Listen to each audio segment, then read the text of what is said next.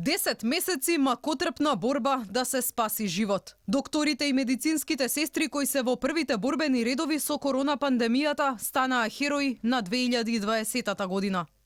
Но работата нималку не им е лесна.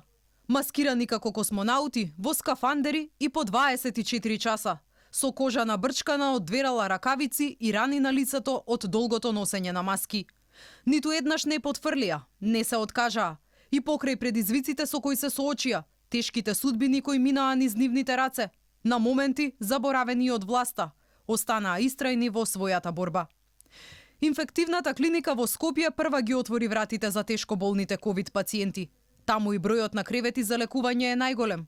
Докторите од оваа болница уште од стартот на кризата ги молеа граѓаните да ги почитуваат мерките.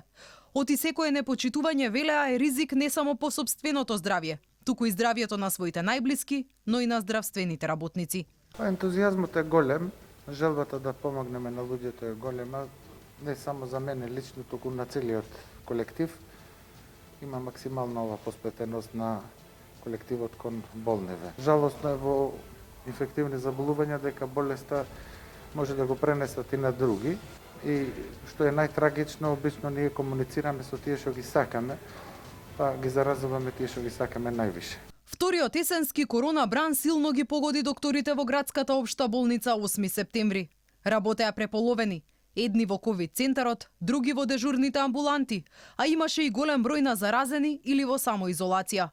Маката ги натера да застанат пред камерите, да признаат, оти се паднати на колена. Порано за овие пациенти се грижеа исклучиво анестезиолозите, меѓутоа овој проблем е наметнат и од пред 2-3 месеци е наметнат да се грижат на интернистите. Се знае дека анестезија и реанимација е гранка која што се грижи за интензивно лекување на пациентите, водење на работа со машини, меѓутоа за жал, они доаѓаат на тоа делење како конзилиарни доктори, за целокупниот товар грижа за тие пациенти припаѓаат на интернистите. Болницата има и други доктори кои што едноставно треба да дојдат како колегијална помош и да се активираат во третман на овие болни. Во пресрет на новата година власта се сети на медицинарите од ковид центрите. Ги награди со еднократна парична помош од 30.000 денари.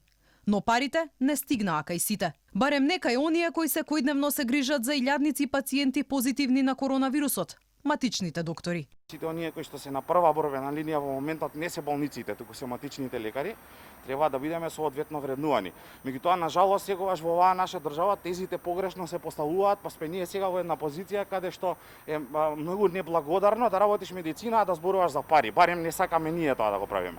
Ние како популација и примарно здравство до овој момент немаме никаква помош добиена од државата, а не па благодарност некако. Корона пандемијата не ги поштеди ниту здравствените работници. Близу 3200 медицински лица беа позитивни на вирусот. Од нив 21 завршија трагично. Најмладата медицинска сестра која почина поради компликации од COVID-19 имаше само 40 години.